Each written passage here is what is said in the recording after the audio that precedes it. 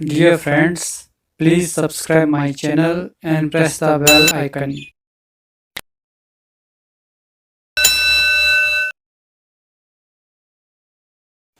Hello friend, आज हम discuss करेंगे वर्ल्ड बैंक एंड आईएमएफ। इसमें जो हम डिस्कस करेंगे वर्ल्ड बैंक और आईएमएफ के बीच में कौन कौन से सिमिलरिटीज़ है और उनके बीच में कौन कौन से डिसिमिलरिटीज़ है उसके बारे में हम डिस्कस करेंगे।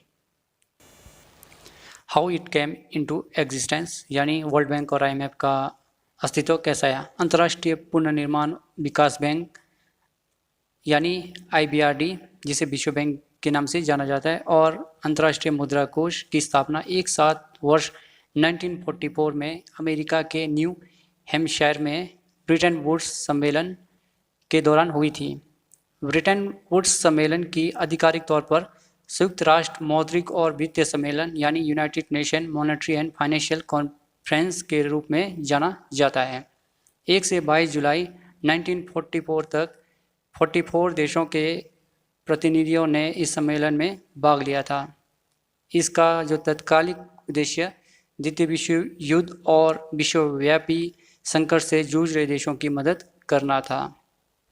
अगर हम इसके लीगल स्टेटस की बात करते हैं तो इसका जो निर्माण है वो संधि के द्वारा हुआ है। उसके बाद है मेंबरशिप। अगर हम मेंबरशिप की बात करते हैं तो दोनों में के जो सदस्य हैं 189 सदस्य हैं। तो ध्यान दें, यह एक बहुत इंपॉर्टेंट बात है, विश्व बैंक का सदस्य बनने के लिए आईएमएफ का भी सदस्य बनना ज़रूरी है। अगर हम हेडक्वार्टर्स की बात करते हैं तो वर्ल्ड बैंक और आईएमएफ का जो हेडक्वार्टर है वो सिमिलर है, यानी वाशिंगटन डीसी में स्थापित है। ऑफिशियल लैंग्वेज, अगर हम बात करते हैं वर्ल्ड बैंक और आईएमएफ का, दोनों का जो ऑफिशियल लैंग्वेज है वो इंग्लिश है।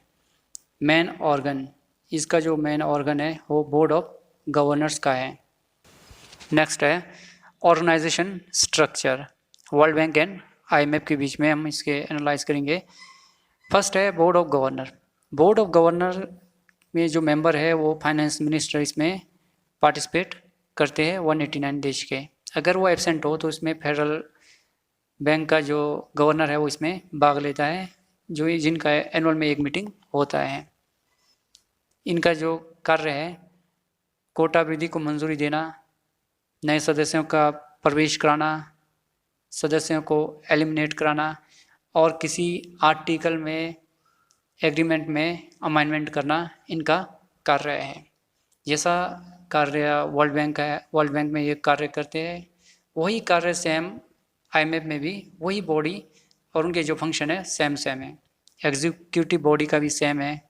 इसमें 25 जो मेंबर इसमें शामिल है जो 189 देशों से आते हैं, और इनका जो निर्वाचन है, इनका जो 5 लार्जेस्ट शेयर होल्डर अपॉइंट करते हैं इनको।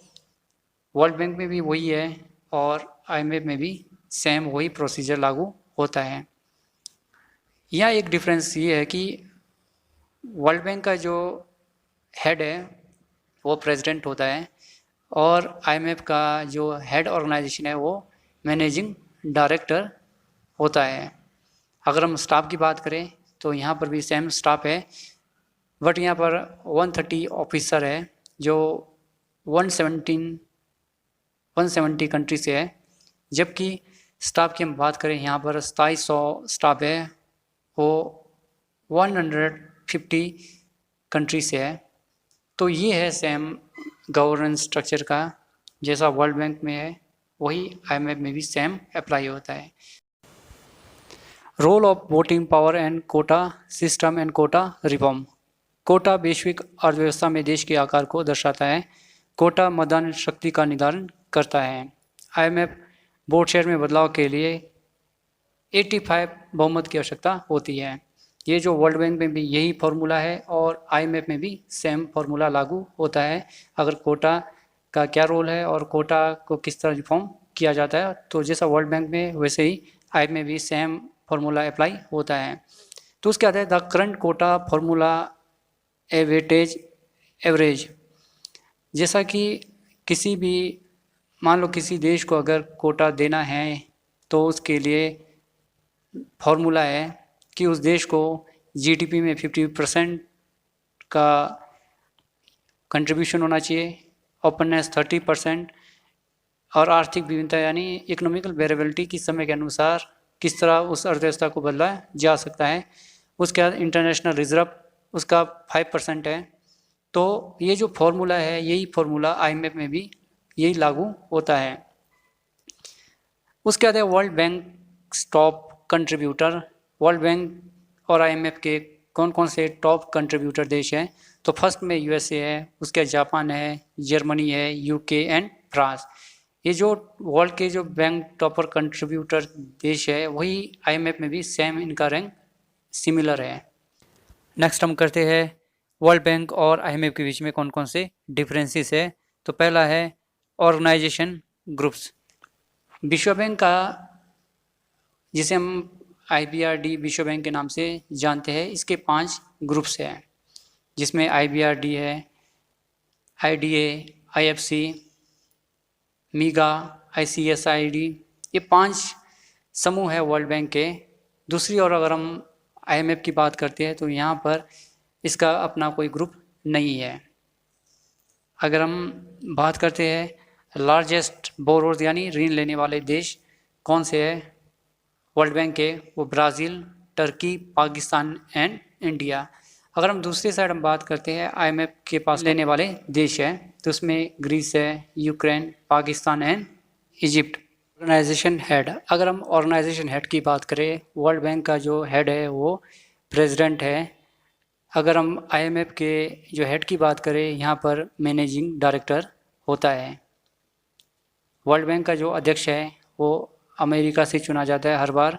अगर हम आईएमएफ के मैनेजिंग डायरेक्टर की बात करें तो वो यूरोप से चुना जाता है। नेक्स्ट हम करते हैं वर्ल्ड बैंक और आईएमएफ के बीच में लोन से रिलेटेड कौन कौन से डिफरेंसेस हैं। विश्व बैंक नीति सुधार कार्यक्रमों और परियोजना के लिए ऋण देता है, जबकि अंतर्राष्ट्रीय मुद्रा कोष केवल नीतिगत सुधार कार्यक्रम के लिए ऋण देता है।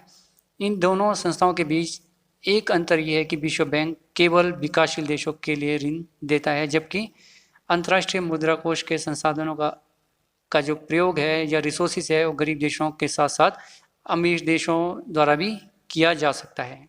ये बड़ा डिफ्रेंसिएशन है लोन के मामले में वर्ल्ड बैंक एंड आईएमएफ के बीच में।